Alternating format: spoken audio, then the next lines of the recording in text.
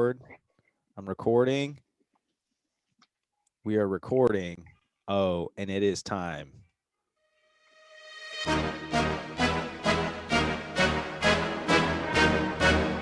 Blackpink in your area. 보란 듯이 무너졌어. 바닥을 뚫고 저 지하까지. 엊그처럼 잡겠다고. 저 높이 두 손을 뻗어봐도 다시 캄캄한 이곳에 light up the sky. 네 두 눈을 보며 I kiss you bye. 실컷 비웃어라 꼴좋으니까 이젠 너희 하나 둘 셋. How you like that? Brooks, I love it, man. Oh, How you like that? you tell me, Adam Chin. How you like that? I like it. I like it a lot. I like the fact that you dropped K-pop. Dude, Blackpink in your area, man. It's the only way. I'm hitting Blackpink so hard right now. I just love their story, man. I fell in love with them just a couple of weeks ago. I've been down on the K-pop scene for a long time, but nobody's ever spoken to me so deeply like Blackpink. Do you know about Blackpink? Tell me their story. All right. So K-pop as a general rule is very systematic. It's a freaking grindhouse of an industry. Okay. So a lot of times these young talents will get admitted into these schools, and they're essentially high schools for potential K-pop stars. So they'll spend 13 days in a row doing 14 hours of training. So they day to day, 14 hours of training, 13 days in a row. You get one day off, rinse and repeat, and do that for half a decade, maybe more, 6, 7, even 8 years, some of them. And maybe you'll come out on the other side as a K-pop group, maybe. So these 4 girls who end up becoming Blackpink, they find themselves in school together. And they end up growing a connection, and literally like their connection starts to show up in their group, and they got released in 2016 as the group Blackpink, and they're the first Korean girl K-pop group to play at Coachella. And so they're like bigger than the Spice Girls. If you consider the global market now, they dominate China, Japan, Southeastern Asia, and obviously Korea. But they played at Coachella last year, and they are huge. And it was actually their documentary that inspired the trip that Hallie and I are going to host in October. Dead serious. We were like, we have to take people to Korea. We have to. It's just a must. I love it, man. I hope you get the chance to do it, man, because it's the K-pop scene, like you said, it's a grindhouse. They take him in there. They put him through an academy, and they teach him everything. I believe my buddy John, who I've told you about, and he wanted to actually open an academy in Bangkok to do, because he has friends, and I believe he actually went through an academy when he was younger. They teach him to model, to act, to sing, the whole package, so you can be a multimedia star. Yo, You know, Lisa from Blackpink is actually from Thailand. So she's from Bangkok, I think. So oh, is she really? yeah. And then the other 3, there's Jenny. Jenny's ethnically Korean and was a native Korean, but spent like formative years in New Zealand. And then there's Rosie, who grew up in Australia. So she's ethnically Korean, but her nationality is Australian. And then there's Jisoo, who's like from Korea, born and raised in Korea. And she's like the Korean Nuna, like, or I guess Onni, like older sister type. Yeah, And she's like super prototype Korean, like the other girls Nice. are really emotional, and like Jisoo, like that was her thing. She like never cries. She like never gets emotional. And it's hard. It'd be, man, I couldn't even imagine the type of psychological trauma that it would come with spending that many hours and that many years being told that you are not doing things correct all the time. You can be better at this and that. It's like never enough.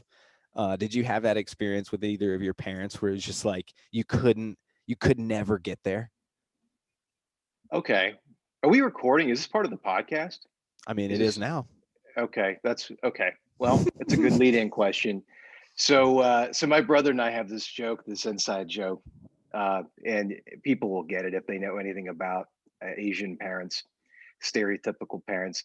So my dad, I remember him getting really upset with me, like really angry with me when I believe I was 6 years old, because I didn't know what I wanted to be when I grew up.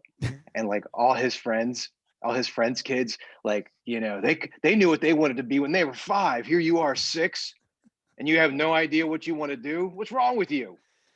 And it's That is, like, oh, some people may be familiar with that very famous meme generator, the high expectations Asian father. And if you've yet to check that out, I highly recommend checking out High Expectations Asian father, because it ain't no stereotype. That is legit. It's like the kind of thing where it says, you have hepatitis B. Why not hepatitis A? yeah. Like that. Like everything's based on grades and like where you fit in. It's like, I tell you what, you come home after school and you get tutoring, and if you finish your tutoring, then maybe you can go outside and play Mm, piano. piano. Yeah. Oh It's like my that kind of God. thing. And it's so legit, dude. It is. It will. I mean, like, listen, I'm not gonna be the one to go out and call, like, be the cliche, like, oh, did you have an overbearing Asian parent as a Yeah. race man? And here's what I'll also say: when I first moved to Korea, here's what I noticed. Kids would go to primary school from 7:30 a.m. to 2:30. At 3:30 p.m., their afternoon, what in our we call it hagwon. They go to English hagwon after school, then they go to a Hmm. math tutor, then they go to like taekwondo, and then they'll go to like play an instrument, and then they get home after dinner time, 8, 9 o'clock, 10 o'clock sometimes, and then they start their homework. And this is like a regular rinse and repeat type process. I mean, this is like real life. It's Dude, and I mean, and you wonder why, a lot of Asian people are lapping everybody else across the globe, man. I mean, it puts a lot of pressure on people, and people explode. You've seen it. People do explode, and eventually there'll be a price to pay. But at the end of the day, man, you do that long enough, you get on that kind of regimen, you're bound to create some high level, high performance individuals, and right? we've lost a lot of that in the States. Yeah. I mean, and Some of I'm some of saying that's that good though. correct. I will say that, like, I was having a conversation with this with a friend. There's pros and cons to every culture, and there's pros and cons to every system. And the goal and really is to adopt as much of another system that works as you can, and still keep a certain amount of individual identity. You know what I'm saying? Exactly. Exactly. Because like you can give up your identity to a fault. And I've seen that happen a lot in Eastern Asian cultures too. It's like you give up your identity to the collective so much so that your sense of self almost disappears. But in a time of great need, and especially for South Korea, like coming out of the Korean War, like it took a lot of people putting their own individual desires to the side for them to launch into the first world in less than 60 years. You know what I'm saying? So there's a Dude, lot of, way less than 60 years. I mean, you likely know a lot about this, and your audience may or may not. Dude, that story is one of the most inspiring stories, and I tell people that all the time. There's a couple of books. One of them is called Good. I'm sorry, Bad Samaritans. It's by a Harvard professor. He's an economist. He talks about this when he was growing up in the post-war. I think it's the 60s, early 70s in Korea. If you were caught in high school smoking a cigarette that wasn't from Korea, you would be shamed. They would shame you because you weren't smoking the best cigarettes. The best cigarettes in the world are made in Korea, and you're Korean, and they bought. Talk about buy local, man. Everything had to be local. Everything had to be pro Korea, and they created this culture. Like you said, people busted their ass. Uh, and by the way, Korea. May I curse on this show? oh yeah, please. It was an unequivocal shithole. Okay, it was the armpit of Asia in the 19 late 50s, early 60s. It was decimated. I mean, it was so far behind the idea of it ever being a world leader culturally, industrially. It would be no one would have believed you. And it happened so fast. By the 90s, really the late 90s, it started really sparking, and certainly in the aughts, we're talking 40 years later, 45 years later, boom, we're talking top of the top culturally, industrially, technologically. So dude. I'm very inspired by it. Well, it's like actually kind of crazy to feel super proud of a nation that you're not from. But when I first moved to Korea in 2009, like most people in Memphis couldn't pick Korea out from a lineup on a map. You Mhm. know, most people assumed that I was in China or Japan. They couldn't even in their mind give Korea its own individual identity. You know, it's different if you grew up in LA or New York and you go to a Koreatown or something like that. You have that like kind of built into the city, but we just didn't have that. That we didn't have a deep Korean community in that same way. But now there's like freaking bulgogi flavored everything, and there's like tons of Korea Yeah. places here and there, and there's you know, like they call the Korean cultural wave, they call it Hallyu. Hallyu. Uh-huh. And it's like the Korean cultural wave is massive. Like I said, Blackpink played at Coachella last year and crushed it, you know? And so, yeah, like K drama, Hallie and I've been watching K drama in preparation of going back. K drama, very emphasis on the drama. It's like, Dude, but we started watching Itaewon Class no way. on Yes, that's what we're Netflix. watching. That was my neighborhood. I lived in Itaewon. I lived in Oh, did you Itaewon. really? Yes. Yeah, yeah, yeah. And when we take people, we're gonna stay in Itaewon. Have to, Nice. dude. Oh Yeah, my God. Yeah, it's so crazy yeah. that you well, one, it's cool that you have so much intimate knowledge of that nation, because I completely agree with you. It's like it's a modern economic marvel, and but it's just so cool to see this country, this small peninsula, half of a peninsula of a country, half Yeah. the size of Florida, now with like leading edge technology and brand recognition, and Kia Motors, Hyundai Motors, and then of course like LG, Samsung, all these companies And like this. they won the Oscar. A Korean won the Oscar for Best Picture. Is the first non-English language film to ever win the Best Picture Oscar. Anyone Best Director. He's one of the great directors of our time. Yeah, You know, I mean, and they produced several of the great directors. Chan Wook Park. That's his name. Park Chan Woo. Anyway, there's another one. You know, Old Boy. That's what I'm talking about. Anyway, totally. there's so many great Korean filmmakers, artists, etc. And by the way, South Korea did this without having to resort to what they did in mainland China, which is authoritarian, totalitarian control, slavery, abuse of people, abuse of privacy. They did this with a decent amount of freedom, which is really cool to see. Yeah, man, and that's why it's like so crazy that I now in our community, and we have a lot of mutual friends, that there are people that are super interested in going to explore this and to see it, because in the States we don't have such a long sense of history, whereas you could be, you know, at a temple that's over 1,000 years old, and then you turn the corner and you're like staring at skyscrapers and, you know, Hmm. crazy flat screens and all these things. So I'm super stoked to take people there. You actually, beyond just having some like ethnic ties to Asia, you also lived in Asia for a little while, right? Can you tell us more about that experience? Yeah, I lived in Thailand for a decade. Let's say it's a decade. Over 12 years. I came back for a couple of those years to the States. My family, my grandparents on my father's side, they were born in China. This is back in the 19 late 19 tens, early 1920s, and as you may know, something crazy happened in the early part of the 20th century in China, and they went over through the communist revolution and a very violent takeover, and tens of millions of people died in peacetime. So they fled that, and they fled to where a lot of Chinese immigrants fled to. They went to Southeast Asia. You had some people go to Laos, Cambodia. Most of them went to Malaysia, Singapore, Thailand, some in Indonesia as well, of course, in the Philippines.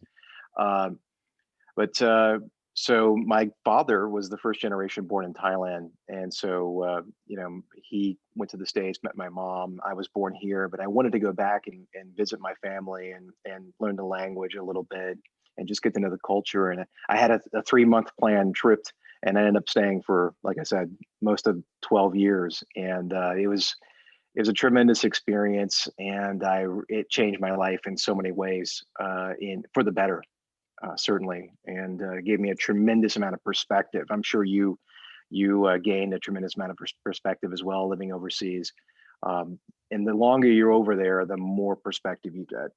So if anyone gets a chance to live abroad going forward, I would say those for 2 or 3 months, that gives you a little chunk.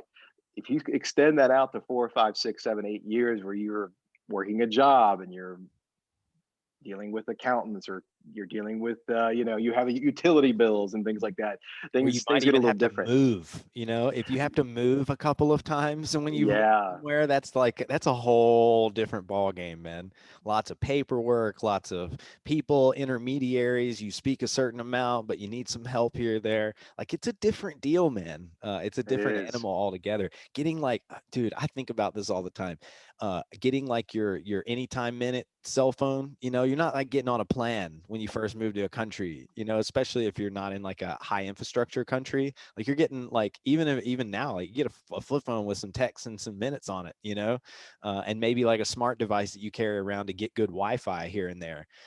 Korea is like next level, but living in Thailand, like you immigrate somewhere, like you're not in the nice, get on the plans, get on the this. Like a lot of people won't even give you a cell phone plan if you're on a 1 year visa, so Right, right. it's like so many different survival skills that came from not only just traveling and living abroad, but like traveling to and living in places that are even like second world in their culture.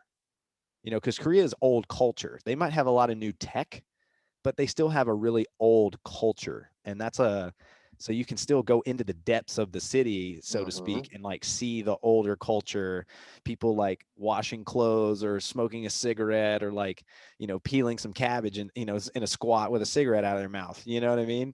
Washing vegetables and stuff. It's like, Yeah. I don't know, man. It just, I've been thinking and maybe this is a good like thread of conversation for us. In our community, we have a lot of people that host retreats for personal development. Let's get away from it so we Hmm. can create this like bubble of growth and connection. And then when we do that, we go back out into the world. Well, what's one of the biggest challenges of going back into the world? It's like you don't know how to stabilize it. You've built this container and this connection, but you don't know how to stabilize it.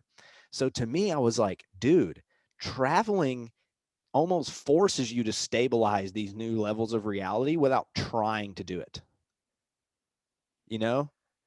Well, it's shit or get off the pot, man. You got to do it. You have to figure it out. If you're on a visa, you have to extend your visa. If you want to know how to apply for something, if you want to get like you said, a proper cell phone plan or a mobile phone plan, you have to be able to converse with people. You got to figure that out. You have to make friends and build, a little carbon space in the community and be of value to people, because at the beginning you feel like you're the taker because you're asking all the questions. You're trying to be valuable to people there too, so you can get up to speed, so yeah, it's well, that's why immersion works for language. It's funny, my language skills actually took a dip as soon as I met my wife, who was more fluent than I am. So then all of a sudden, when I had to go and deal with the administrative officials, it was a little easier to say, "Hun, do you mind calling them? This will be more accurate," so so yeah, you're right. There's something about immersing yourself and essentially having very little wiggle room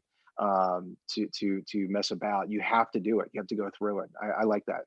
And I'm imagining that one thing that people are gonna be craving by next year is like wanderlust, like travel, like going and experiencing things, not just reading about them.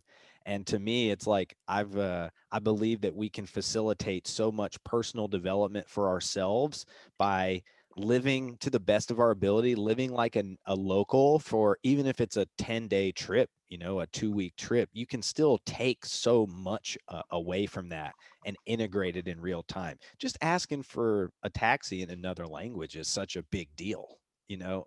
It doesn't seem like it, but you go into a shop for the first time and you're like going to use these phrases for the first time and you don't want to get it wrong necessarily. You just like get over that. It's like getting over your ego happens so much when you do these things.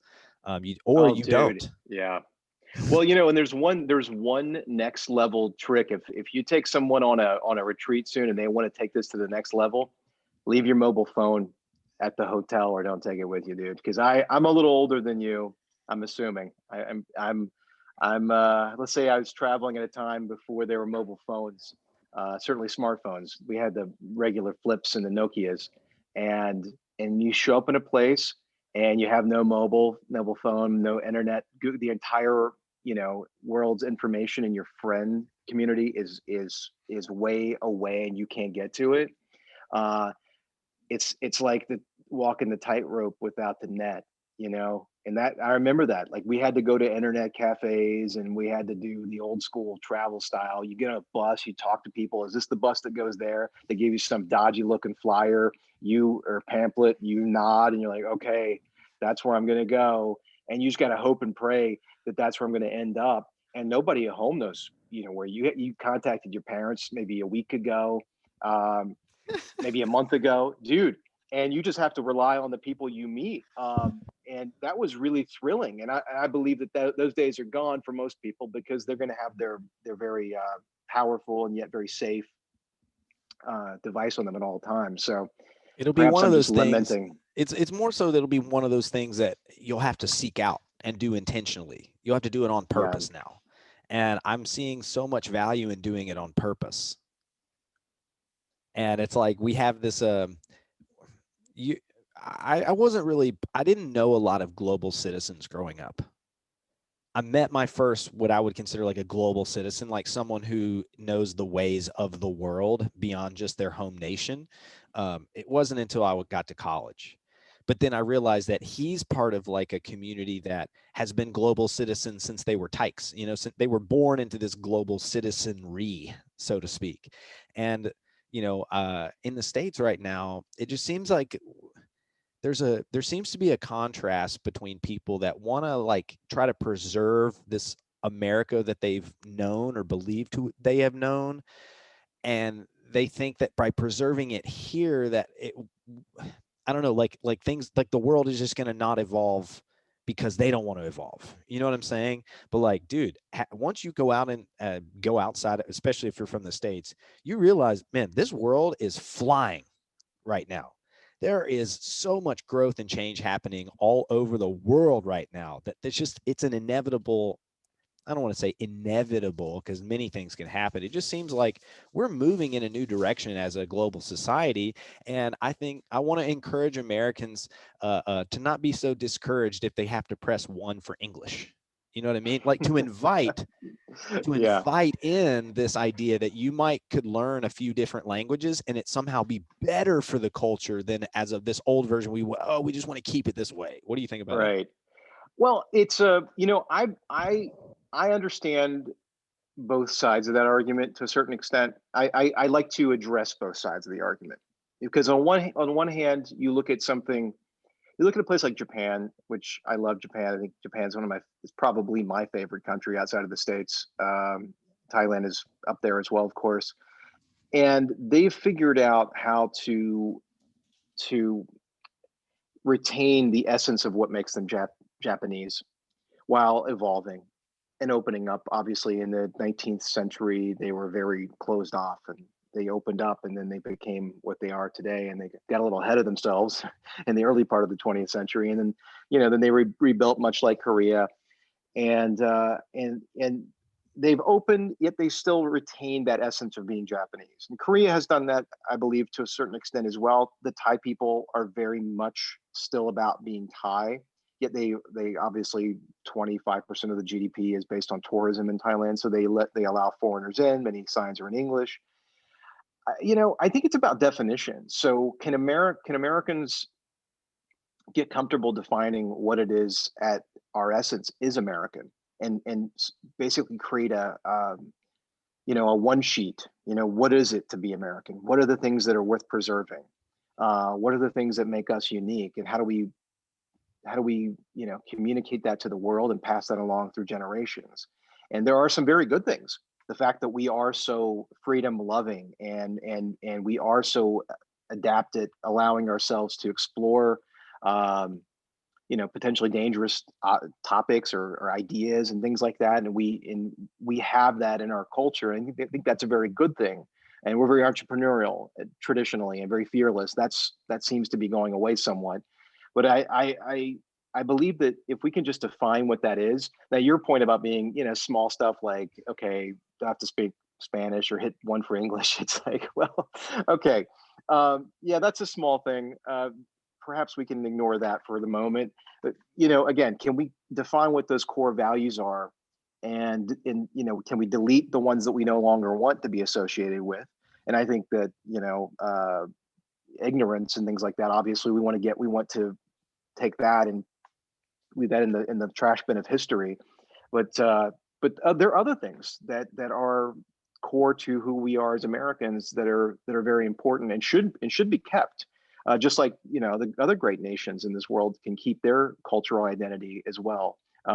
It's a delicate balance, but we're either gonna have to strike that balance or become this monolithic global culture that has no value, that has nothing of no specifics to offer anyone else. It just becomes a sort of a corporate culture, and that's not going to help anybody. That's a train to nowhere.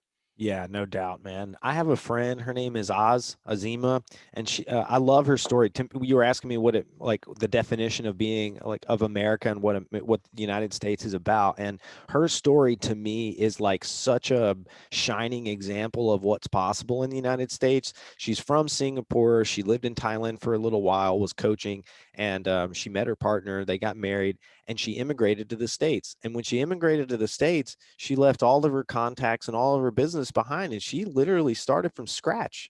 She knew very few people, and she's found her unique voice and identity. And she lives in Ocean Beach, California, and she's built an Instagram handle for herself. She's got over 10,000 followers now, and it's only going up. And she's literally building a new life here in the United States that's like very true to her unique individual identity, which in turn has like really helped her I guess heal and reestablish a more healthy relationship with her roots as being from Yeah. Singapore.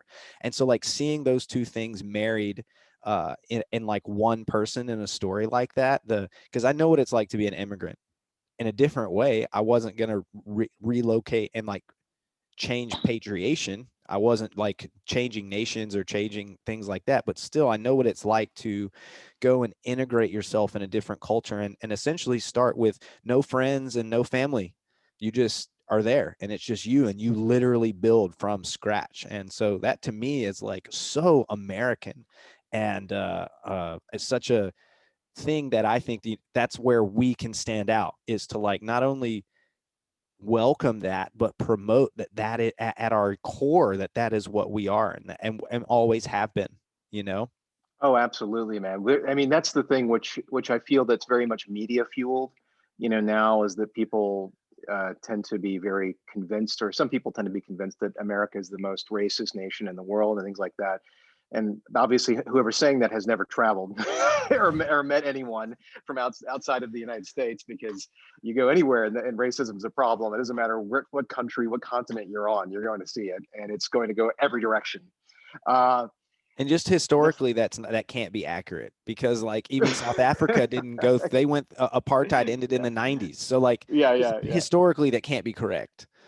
We can't. Absolutely. Well, the reason I'm bringing it up is because, like you said, your friend's story. I mean, so many people to this very day come over here to find that opportunity to build this life, and we actually allow you to become citizens, and it's fairly easy to become a citizen over here.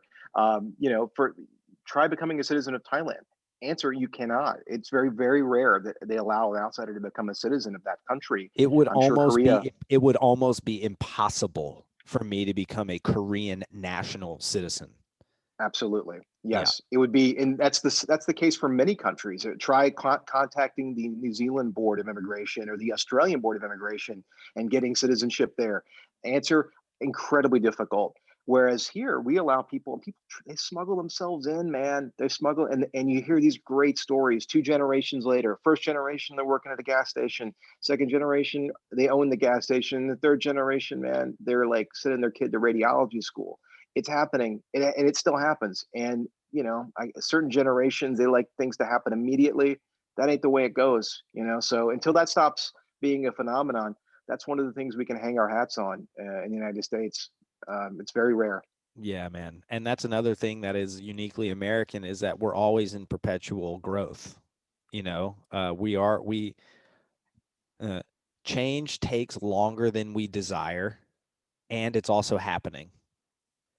That is something that I think about in Korea with the Korea situation too, is that like there are people that are alive that grew up on the other side of that war, where they grew up with, in the eviscerated culture with nothing, no Mm. infrastructure and no natural resources, and they went out and did it anyway. My close friend's father is just like a true like hero example of someone who came from the farming poor culture of Korea and has built an incredible life for his family in one go, like That's from awesome. from Yeah. zero to, like the fullest first world edge in one generation. That it's just like, so there's these cases of these things that are possible, but the way that he did it, which is super interesting, is that he left his home nation for a while.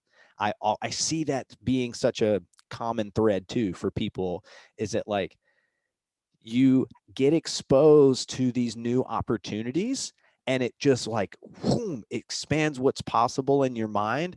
But a lot of them eventually come back to the culture that they are feel at home with these new experiences of being a global citizen. So he was able to have both, because my friend's parents lived in Mexico for more than 20 years. They lived in South America for close to 30 years before they like fully reintegrated back in Korea. Wait, so you're saying they had 50 years abroad before they went back? 30, basically Oh, 30, 30. 30 total. Yeah, Yeah, basically that's 30. most of their adulthood. That's most of their that's there you go. Totally. And they moved back in their late 50s, maybe early 60s, to fully reintegrate. And it's like, but they're still so Korean, but they also represent this new version of what that means, is what I'm getting at.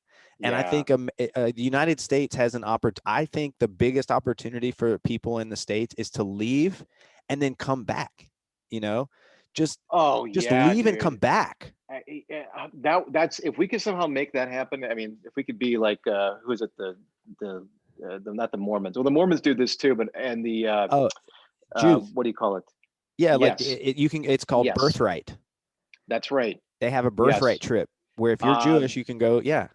the Rumspringa with the Amish, they let them leave as well. During that time, I mean, there are these traditions in which people go forth because it's really difficult to know what you have until you've left, and that's actually built into the Joseph Campbell hero's journey cycle too. Because there's always that first act of life, which is called the thesis, and that's the hero begins, and this is the way things are.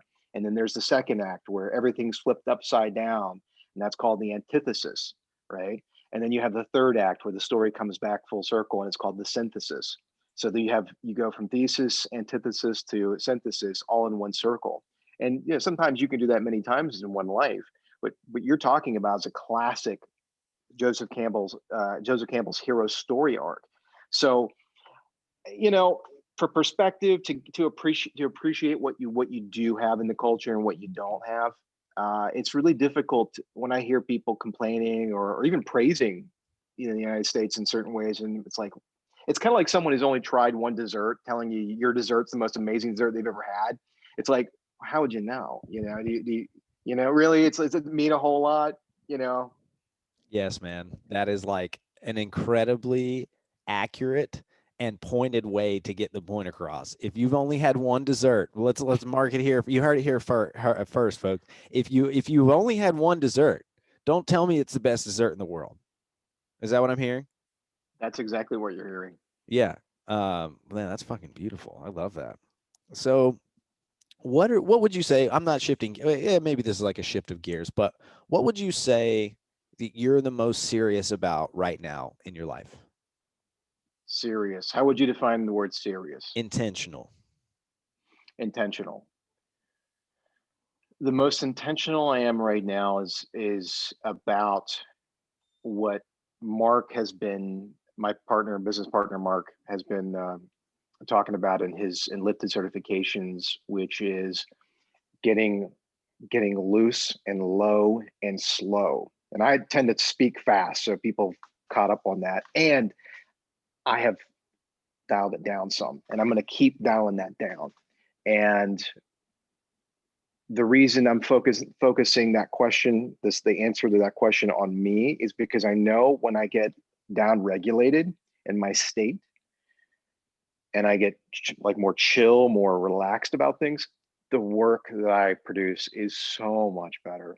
It's just Mhm. the output is just the workouts, dude. I looked at myself in the mirror last night, and I've done a few exercises this week. I've had a very light week.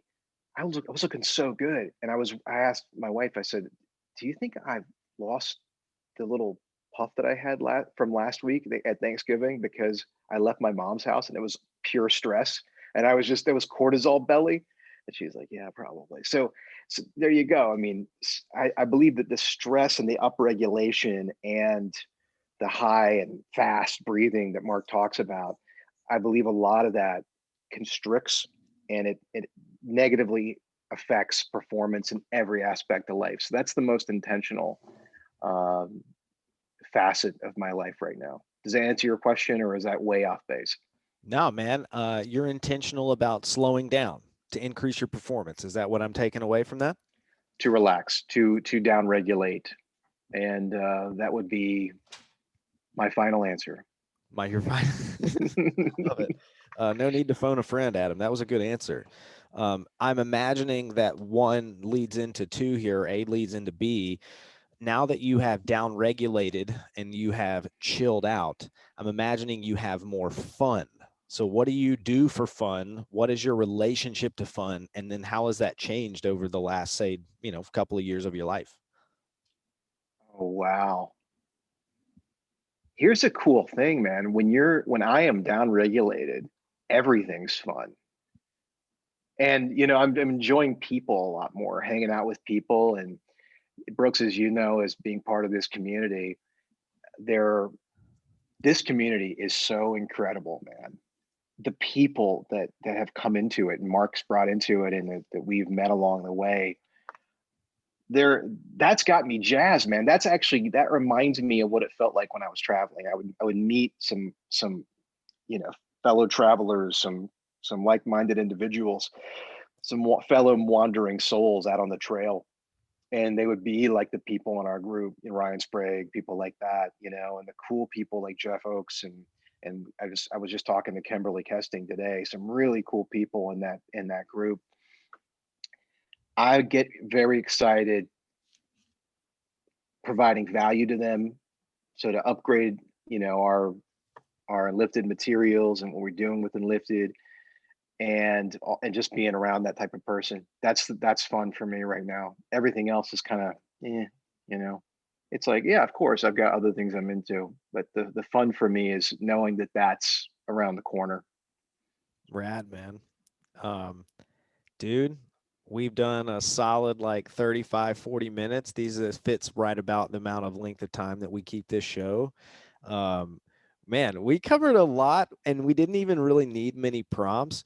One thing I'll say before like we transition out of this episode is that you and I hit it off immediately when we met. And it was over things like travel, over things like music, over things like culture and history. I just have been so grateful to like get to know you and to like share these passions. So it's no doubt that that's like why this sort of thing like came out that episode. I had no intention for this to talk about travel or Korea or any of that today. It just like naturally unfolded. So it's like cool to continue to find shared pockets of passion without even trying, man. It's just like real pleasure. Dude, my pleasure. You and I, yeah, it happened so freaking quick. And speaking of that fun thing and with the community, one of the things I'm so excited about is when the next time you and I get to hang out together. And like you said, the shared love of culture is to sit down and just screen some flicks, like some really good cinema, listen to some good music, because it's shared. It's that shared, as great as those films are watching on my own or with my wife, it's when you get to share it with a group of people who appreciate the same thing. That's when it becomes magic. So, yeah, that just plays right into your previous question. That's awesome, man. Well, I think that we do have a couple of dates that are circled on the calendar together in person next year. Like you, I get so much out of that in person, shared being able to share these arts and things that we love in person. Good music, good food, like you said, good cinema. good conversation, man. Like I love. I'm gonna tell. I'll do the King Says Yes when I see you next, right? Just to like Yes. share. You just like give. Just give it and have fun with it. And you've always been so giving with your time. You're giving with your passion, and I appreciate you spending some time on with me today. Thank you, Brooks. It's my pleasure, man. I can't wait to see you because I will see you soon. See you soon, brother, and I will Man, talk to everybody else next time.